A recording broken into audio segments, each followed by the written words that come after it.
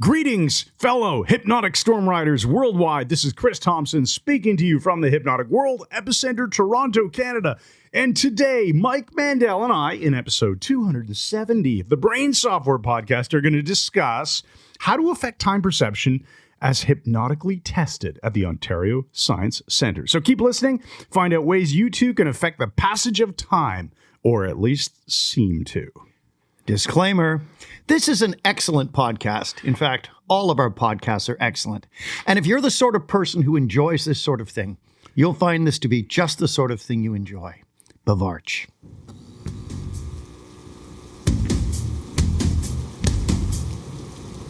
Hey, Scrotus, what's happening, Pouch?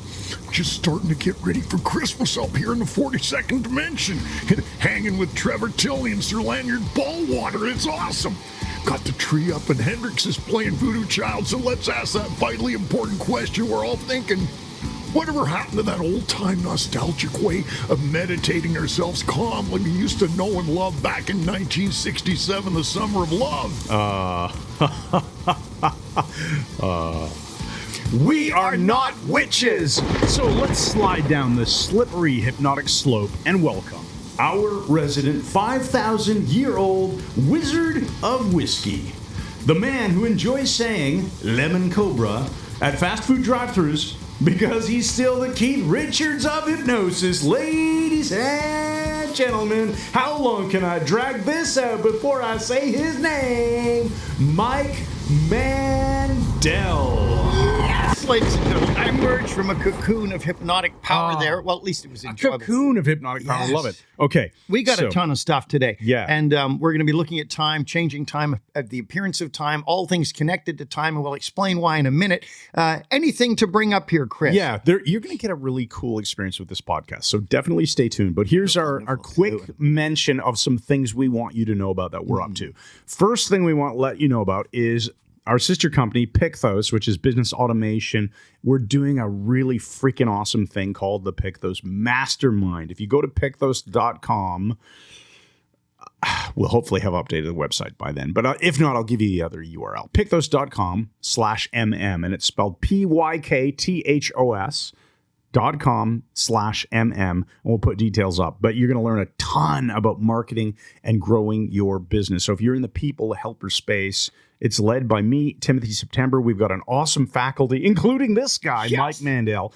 You're going to learn a ton, and you get the Picthos platform included in the mastermind fee, which is freaking awesome. So check that out. Next thing is we want to mention, we just launched, Mike and I, actually after years and years and years of realizing, well, this podcast, although we talk about hypnosis, we actually talk about a lot more. We talk about use of hypnosis in natural everyday situations, making your life better. This is really a way for smart, motivated people to live a better life. So we introduced something that we called a brain software syndicate. It's really inexpensive. And so we'll make sure that there's a link in the show notes for you to click on to check it out. We'll also make sure that right from our website, MikeMandelHypnosis.com, you'll be able to check that out. But that is an incredible, incredible thing. Right now, we have over $670 of our training included in the membership. Plus, you get an awesome community. You're getting weekly digest videos, really action-packed videos every week from us that you're going to love. And then finally, the May 2025 Architecture of Hypnosis. I can't remember what day this podcast is going live, but it's either sometime in December or January of 2024. So anyway, that means there's only a few months and the class is filling up. If you do want to learn hypnosis from us, which is an amazing experience, ask anyone who's ever gone. There are about 700 people who have taken this class in Toronto. Just go to MikeMandelHypnosis.com/class, and that will be your short link that will get you right to the Architecture of Hypnosis, running at the end of May 2025 when the weather's nicer. And they're booking already. Yeah, it's getting close to being sold out. Actually, Chris, I looked, and this is 270. This goes live on November 27th. Oh, sorry, are you kidding? December 27th. December 27th. Last 2 days podcast after Christmas. before Christmas, and the last podcast before the year ends, I should say. Brilliant. Okay, so I think that's enough promo. I think it's enough. I like to keep it short, guys. Some podcasts have like 15 minutes of advertising at the beginning. I'm skip. Okay, excellent. Let's go. We're going to do our think tank words. Let's do We're going to drive straight into some fun content. So think tank words. I'll just read them, and then you have some fun with them. Gosh, So okay. we have Dispersibility, Gosh. Cleopatra, and Caffeine. Oh, man. All right. I know. These are out of Savo Buka. Dispersibility, Okay, when I'm thinking about something being dispersible, I'm thinking... like fragrance? No, not... In crowds? Excuse me. No, I'm not thinking about that. Neither are you. That's all very Jeremy Clarkson, isn't it? Yes. I'm not thinking about it. Neither are you. Mike. Interesting. Who's phoning Oh, me somebody, now? I don't know, some spam number from Granby, Quebec. Okay, Oh, good. well, there you go. Dispersibility. I had a really bad ear infection Yeah. many years ago, and the naturopath, Eric Shrub, gave me water dispersible vitamin A, Oh, interesting. which is normally fat. Yeah, no, yeah. So I don't know how they do that, but when things disperse, Lipid nanoparticles? yes, that sort of thing. But it's pre that stuff, I think. But you Yeah. put a drop in it and it would disperse through the liquid. So I think it's the same with good ideas. It's that you tell someone, they tell someone. If you have good ideas and It's things dispersible. that will disperse. Oh, Yes. Yeah. Yes. Does that make sense? Yeah, it makes me also think about just diffusion, that the things will spread out and occupy all the space. I So like good it. ideas occupy all the space. Okay, And they push out the Cleopatra makes me think of jujitsu. Well, the Cleopatra spread, yeah, Right. which is a nasty leg lock a way of from my sexy doing dog nasty to things to a terrible. leg, yeah. But I also think of Cleopatra had that extreme eye makeup, Yeah. which they copied from the Egyptian Mao cat. Oh, So interesting. the Egyptian Okay. Maos have that eye makeup. So Cleopatra, Modeling something. that you Elizabeth like. Taylor played Cleopatra. She was really hot, and I remember seeing it when I was young, and it was just so over the line because she was lying on a table naked with just a towel over her butt. That's a very different. you don't see method of- anything. That's a very different interpretation of the Cleopatra spread from jiu-jitsu. Yes, it is a different thing. Yeah, all right. So, but Cleopatra, we could say modeling stuff you like. So the Egyptian and Mao cat, the makeup, modeling. There It's you brilliant. go. So modeling. If And then- someone else can do something, you can learn from their expertise and do it yourself to a large degree. What do you get from caffeine? Because I have no experience. That's what I with get from caffeine whatsoever. He's going to have some right now. I guess caffeine. To me, I think of it as get your motor running. Get out on the highway. So getting things going, whether or not you're a caffeine user, coffee drinker, we get going in the morning. So maybe that's it. Okay, but also caffeine to me is something I restrict now more than I used to. I used to sure. drink endless coffee, but it didn't Yeah. wake me up anymore. It made me tired. There's So so I have, much as I have too two much mugs of a of good coffee thing. in the morning, and I'll have 2 cups of tea through the day. So the key is when you're stimulating yourself to do something, Don't overdo it. if you overdo it, it will be counterproductive. So caffeine to Dracula. All right, caffeine to Dracula. So caffeine overdose to heart attack to death to Dracula. That's fantastic. All right. I can't do anything. That's pretty good, huh? Okay, dispersibility to Dracula. Oh my god. When he starts to bite people's throats and they become vampires, it exponentially starts to spread through the population. Vampirism. You can't do that. You started with Dracula. You didn't end with it. You started with Dracula biting someone's neck. All right. The Dracula game requires you to start with a word and then morph it into Dracula. I'm doing the reverse. Oh, Dracula. okay. Remember but we you did that admit it, once. so it's all right. Okay, so no. Let's okay. move on. No, we can't. Okay, let's leave dispersibility. We've got to do Cleopatra. Okay. Cleopatra lying on that slab of stone to Dracula lying in a coffin to Dracula. Okay, there you go. Thank you. You see, that's cheating again. Using Dracula in the jump is cheating, isn't it? Yeah. All right, we're going to go into our content now. The right. actual valuable part of this podcast, ladies and gentlemen, let's talk about hypnosis. Let's talk about messing with time and the perception of time and time progression and time All that cool regression, age regression, all these things. So begin. Well, this really goes back to the Ontario Science Centre. In the year 2000, the Ontario Science Centre, which was this amazing science museum that the morons in government are now planning on moving because they want to sell the land and use it for their buddies or something. Anyway, great interactive science stuff. You can go in and kids had a ball there. You learn about gravity and sound and all kinds of cool things. But they have a theater there. And in 2000, they hired me to come in and do a hypnosis show, 1-hour thing, entirely about the theme time. So I did hypnotic progression. We made people age. We did hypnotic regression, de-age this guy to age 4 just indirectly. So I told him his shoes were actually gloves on his feet. So he took his shoes off and put them on his hands. And he's sitting there quite happy. I said, your hands are warm now, aren't they, Tom? And he said, yeah. I said, Tommy's got nice warm hands, doesn't he? Oh, that's it. That's the age regression right What do you there. want to be when you grow up, Tommy? I want to be a fireman. I mean, it was hilarious. Yeah. So indirect age regression. We also did missing time. The end of the show, they don't remember they came up. Until they go to the bathroom. Seeing the past, it ties into the Cleopatra one, weirdly, just with one guy. I said, hold your hands like this and cross them. And as you pull them apart, you'll rip the fabric of time open. You'll be able to look through into the past. And this guy goes, holy crap. I said, what are you looking at? And he's scanning. Like she said, I'm watching them building the pyramids. I see how they did it. No, that's amazing. Fantastic. That's really cool. That got me thinking, let's do a podcast about time. And that's what this one is. All right. Because hypnosis and time do intersect each other. This is a huge component of time awareness. In fact, Erickson's method of convincers was amnesia and time distortion. Because after they come out of trance, if you the can't natural remember, convincers. If you can't remember part of what happened, that's time that is gone. And if it feels you were only on stage for 5 minutes instead of an hour and a half, that's a great convincer too. So Erickson used that in theory in therapy. And isn't it true? I believe you've taught this. This is where I learned it. It's in the real issue. Amnesia is time distortion.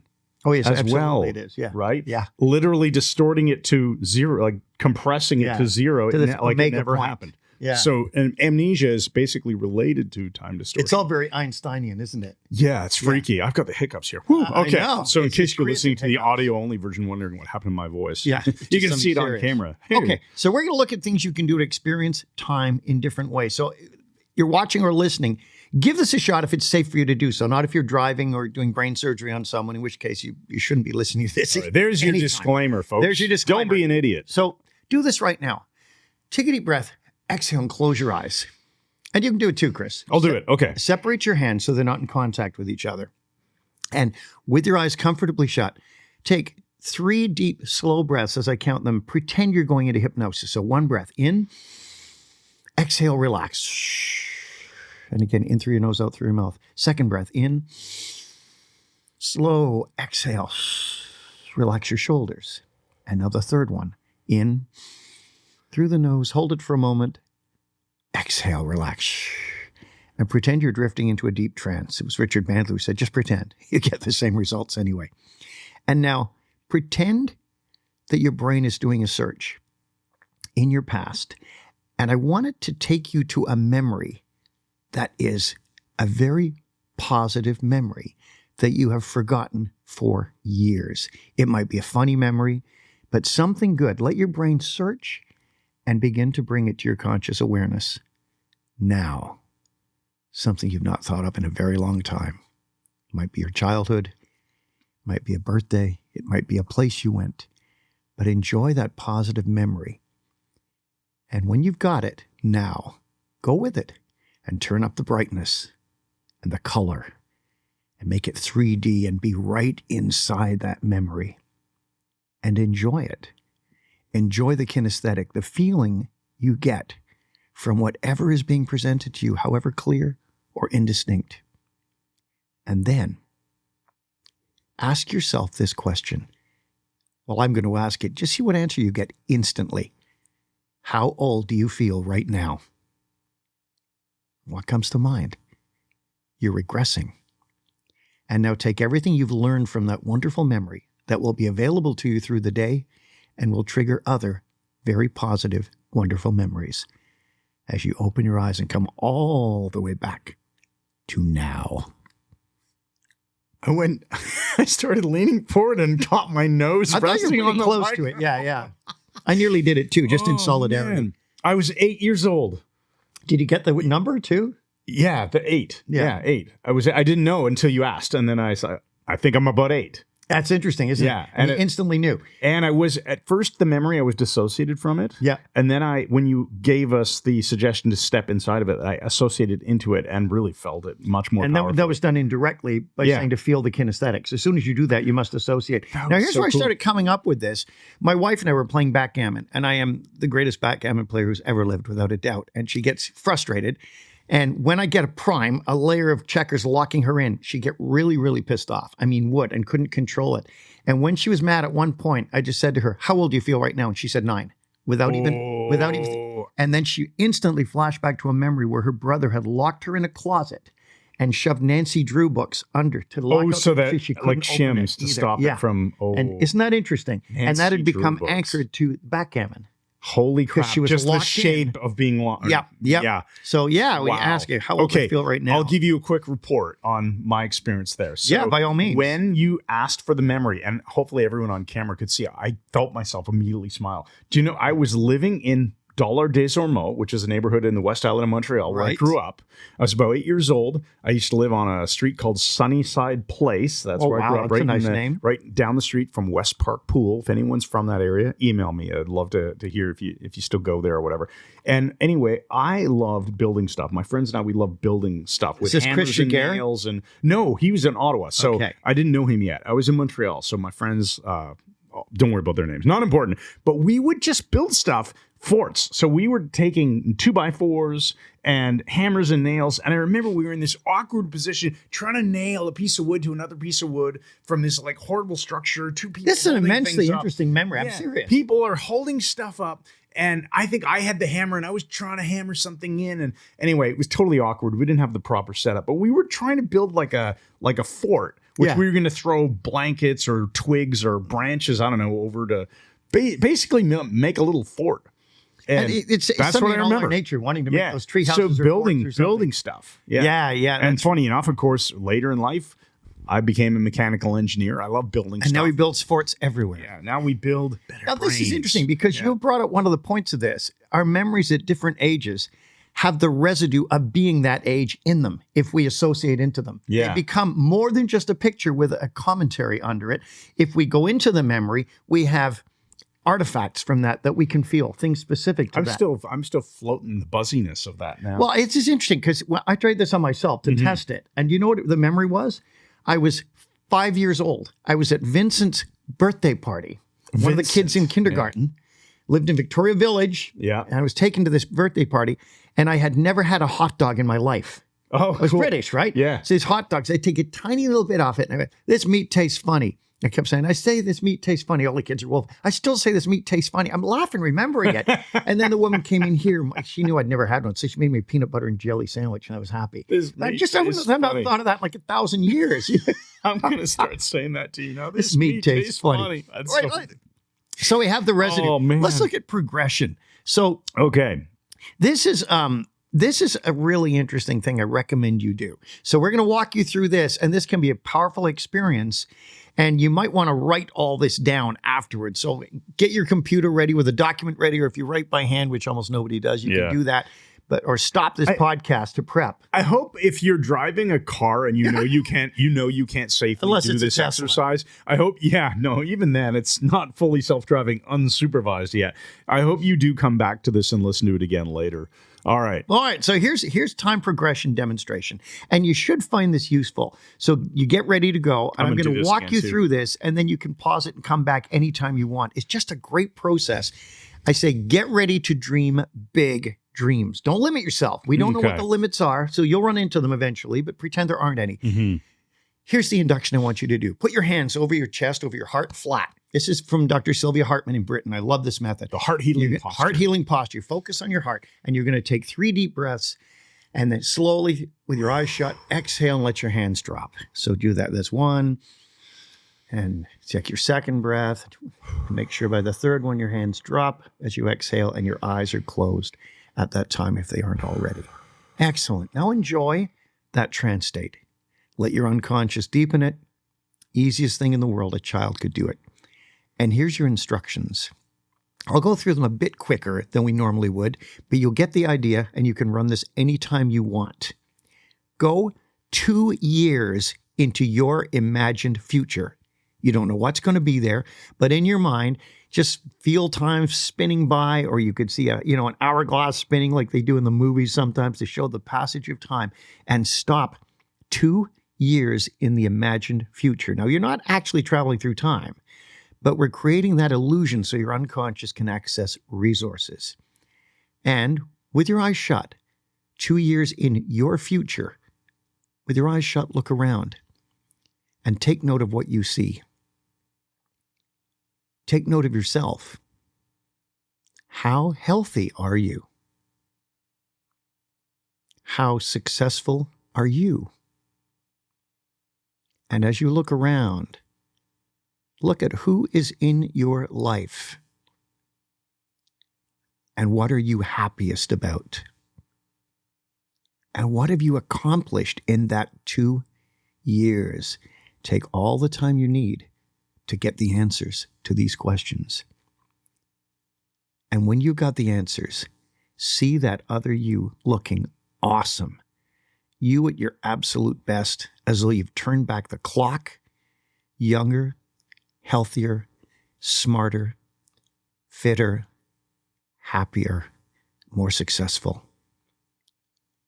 Make that other you very clear, and with your eyes still shut, as you take a deep breath in through your nose, reach out with both hands and pull that other you into you with everything he or she has learned, and breathe in that power. Just flow through the depths of your being with your hands over your heart again, breathing deeply and integrating that other you. And then come out of trance with everything installed and up and running, and be wide awake now. Oh, that's pretty awesome. Oh, we've not usually done podcasts like this. I like this. This is a new more stuff that you can experience, and we want that to be the case.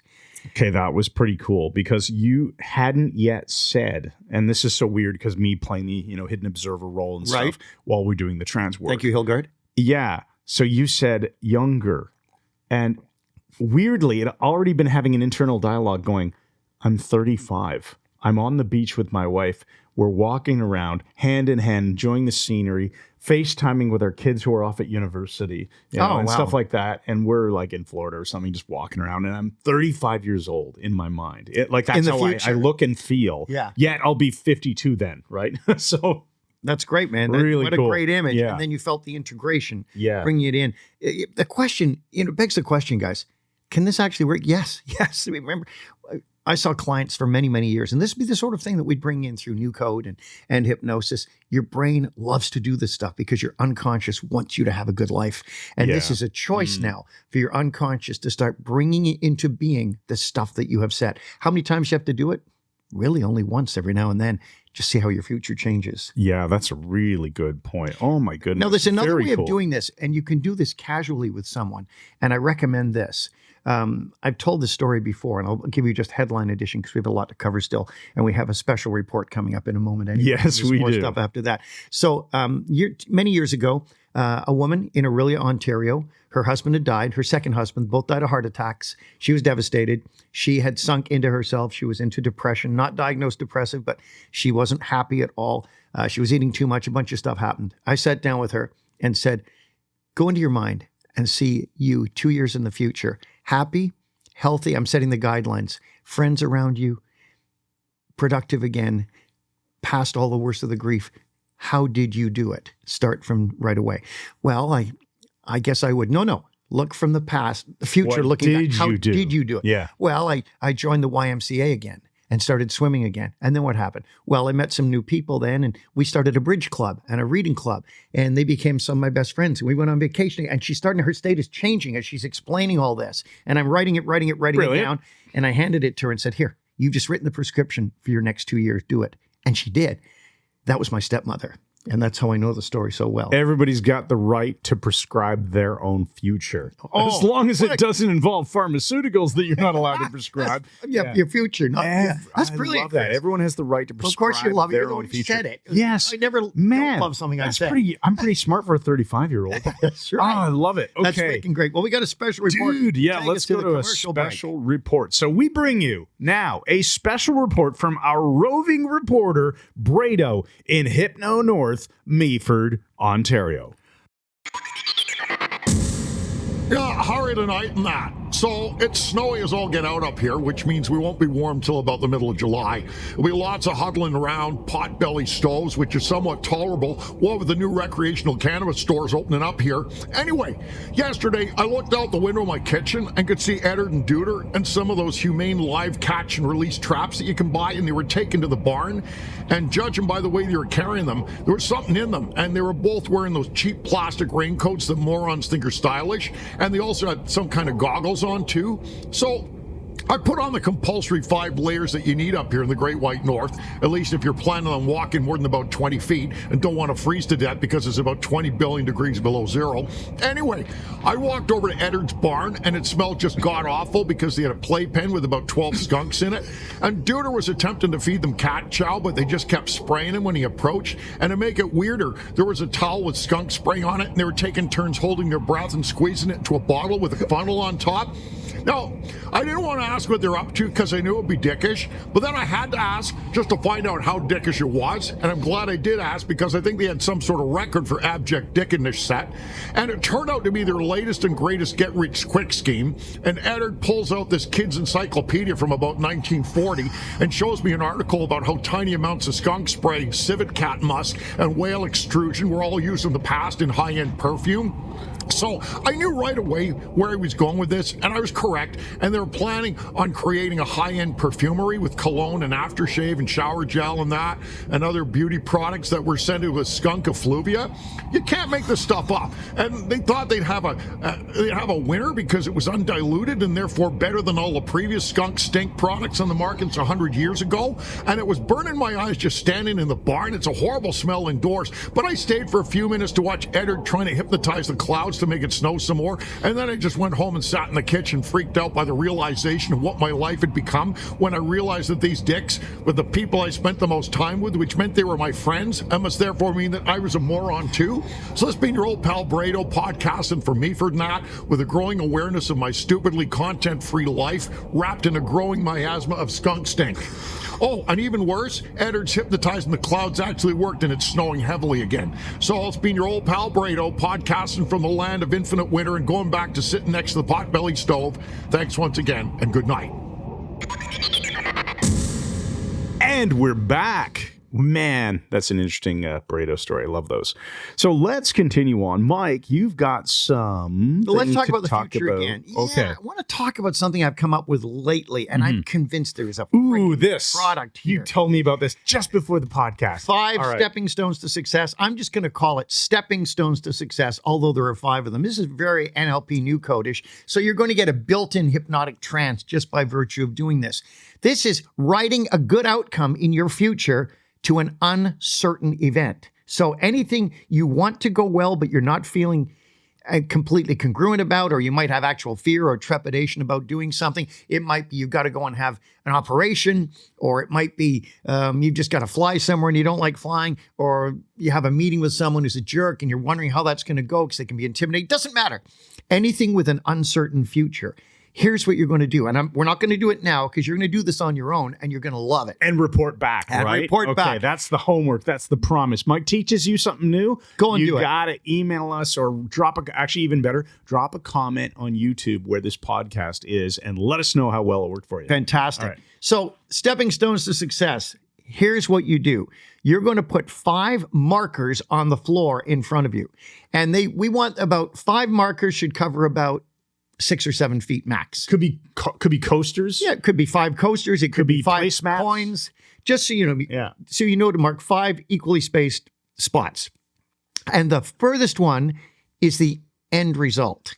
It's you at your best. And the first one is where you currently are. But here's what you do. So let's say I've got a meeting with someone who tends to be intimidating. It's not that would bother me in the slightest. Let's just be abundantly clear on that. So bring it on. So let's say it's someone who intimidates you at work. You've got a meeting, you're nervous about it. So you walk to the 5th one, the final one, and stand in it and breathe and feel very powerful. And this 5th one is right after the meeting took place. How great you feel because it went so well. And you're breathing and you're pleased with yourself and your eyes are closed and you're staying very relaxed and taking deep, slow breaths and you're feeling empowered because you did a great job at that meeting. Now, step backwards into the 4th one, leaving the feelings there. And the 4th one is the meeting is now ending. And it's had a great outcome. The meeting's actually ending and you got that sense of relief. It's over. You got through it. It was amazing. And you spend a couple of minutes in that. What you see, what you hear, what you feel. Then take another step back into the 3rd one. And you realize you're halfway through the meeting and it's going spectacularly well. Or you're halfway through the dental operation, whatever it is. And you're doing great. You're feeling terrific. And you know it's halfway over already. And breathing, always breathing and relaxing. Then step back into the 2nd one. and they're just starting the procedure on you, or the meeting, you've just gone through the door and it's beginning, and you're confident and powerful and you know you're at your best and you're healthy, and then step back to the first one, which is just before the meeting or just before the dentist, whatever it is, you're outside the door or whatever, you're about to go in and you're breathing and you're powerful. Now, here's what you do. Immediately step into 2 and take that power into the meeting that has now started, and then step into 3 for a few seconds and feel your power and know you're halfway through. You're going to reverse the sequence with the same points until you get to number 5, and then breathe and feel entirely empowered and breathe in all the changes and notice what happens. Get back to us. You are anchoring in your future resources you need. It's all very chain of excellence, John Grinder's brilliance, and this will work for you. Now, I missed as I was looking through the notes, but you started in position 1, then you jumped to position 5. Started in 5. Oh, you started in 5? Yep. Okay, got you. I thought you started in 1. Yep. So you start in 5. Yep. You work your way backwards to position 1. Yeah. And then you progress back to position 5, holding on to the power that you started with in 5. Yes. So you start with your power in 5, you back up to 4, 3, 2, 1 before the event's about to begin. Position 2, it's now beginning. Position 3, it's halfway through. Position 4, it's ending. Yep. Position 5, it's over. You're amazing. So you do that backwards, forwards, one cycle. And you stay in 5 for a moment, breathe, and enjoy that feeling. Because remember, you want to stand tall, you want to stay very relaxed. Nice. And do deep, comfortable breathing to put yourself into that powerful state. And what it does is we build it first, and then we re-anchor it so you're carrying it to every phase of the meeting or the like process. that powerful state can disperse through time. Oh, brilliant. I had to scroll back That's up to the very think good, tank very, words very to do clever. that. I Yeah. admit it, though. All right. You bastard. So I think this is, stepping stones to That's success. great. That's what I'm calling it. I love think it. I think it's very powerful. And I'm going to share it with our group online because I want people to experience this. I think that's freaking awesome. Yeah, we'll do a more detailed version of this for the Brain Software Syndicate coming up, which is something you're going to want to check out because, as I said earlier, it's why the heck why did we not think of this freaking 10 years ago? Why didn't we have the Brain Software Syndicate? Is truly amazing. We are going to just add so much value to people's lives. It's brilliant. And I it's love it. so cheap, guys. Okay. Anyway, that's enough of a Inexpensive sales. is the word. Yeah. No, Cheap that's as a right. bad. It's not cheap. It's inexpensive, and it's freaking gold. All right. Brilliant. I think we can wrap up this podcast here. Well, don't you? we just have a couple of points to talk about here. We're not going to do any more demos on this, but here's an interesting thing. I want to talk about time dilation and compression, and the examples are perfect. Hypnosis, we get time dilation and compression will happen naturally. I give the example that when I used to go to Australia, I went 5 times on business. Do self-hypnosis. I would do self-hypnosis and turn up the speed of the flight and just go into a trance for maybe 2 hours, and I'd be awake, and always the trigger I would use would be I'd hear the drinks cart or the food cart. Yeah, you go that would the bring me jingle back out. jangle of A the couple glasses. of glasses of wine, Yeah. and then go back into trance. Then I'll bring you the food and the flight. It takes you pretty well 24 hours to get there. No matter how fresh you are, you've done it. Yeah. No matter how fresh you are at this end, you get to the other end, everybody's sweaty and stinky and has horrible breath. Yeah. It's just horrible. But this speeds up time for me. Now, that is time compression. And time dilation, we know happens all the time, too. I said, if you're in a lineup for a bank or a horrible lineup at Disney World or something with some kids, it will take forever. Oh, yeah. The 40-minute line feels like 3 hours or something, right? Yes, and it's that line, a watched pot never boils. If you keep watching, is it time yet? Is it time? You're breaking that time into finer and finer increments, and it will seem to take forever. Yeah. So how kind do of you like the amount of time it's seeming to take for my cyber truck to be available to me in Canada here. Yeah, you should keep watching for that. Maybe go to your window and look outside and really stretch it out. So how do you use this, guys? When you want to dilate time, you have to make a point of recognizing that you're in a flow state. Getting in a flow state where you dilate time with your friends and so on. An evening with your friends can seem to be over in 10 minutes. Yeah. The more you put into that time, the faster it will seem to go. And it's the same thing, a lot of tiny increments makes time go quicker.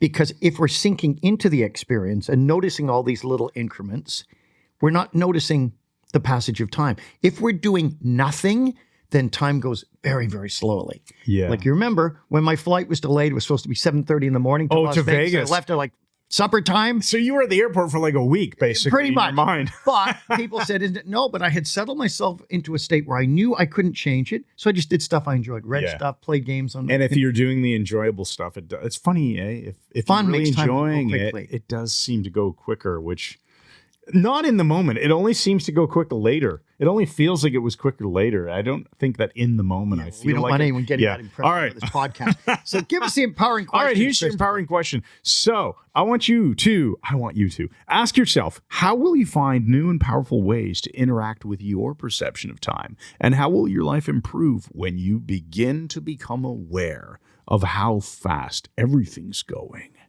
now? That's right. And the MetaFive, one better than a metaphor, is the year I wrecked my own Christmas. Oh, let me guess. Has to do with presents. It does. It does. Well, I wanted a guitar and an electric guitar. And of course, my parents are out, and I went searching for it and found it in their cupboard. And it was in a cardboard case because it was from Eaton's catalog. Oh, yeah. And it had a couple of pickups. And I was really excited about this. And what I did was, it was a Saturn guitar made in Hong Kong or something. I pried the giant brass staples off the box, got it out, found the amp, plugged it all in. I did this day after day when my parents were out. Then we carefully pack it all again. Back? Oh, yeah. Yeah. And fold them from inside. Yeah. I mean, really, if you need to break in anywhere, I'm your guy. Kidding. But I could if I wanted to, but I won't. So then it got worse. I thought, well, this is interesting. So then I got an X-Acto knife and I got all the presents under the tree and I cut the tapes and unwrapped the presents and looked at everything. And had this book, Sir Francis Chichester, circumcises the world with a 40-foot cutter or something, all this stuff. And then I'd get a piece of Scotch magic mending tape, put it exactly over the Christmas was almost no fun. Wow. Just opened everything. Yeah. And I'm never looking again. Never looking again. It just ruined everything. Is your metaphor to wrap up the podcast. All right, guys, this has been episode 270. Really cool turning point for the Brain Software Podcast. Make sure you go to MikeMandelHypnosis.com. We do encourage you to check out the Brain Software Syndicate, which is a nice, awesome level up where you get to get much more stuff from us. Check out the Architecture of Hypnosis in Toronto if you want to come hang out with us in May. And of course, if you're looking at hypnosis training online, we have the Mike Mandel Hypnosis Academy flagship training from us that we've been running since 2013. Buddy. Can you imagine that? Wow. Which is phenomenal, fun, and you can get started for free right on our website. So we will say it. Thanks once again. And good night.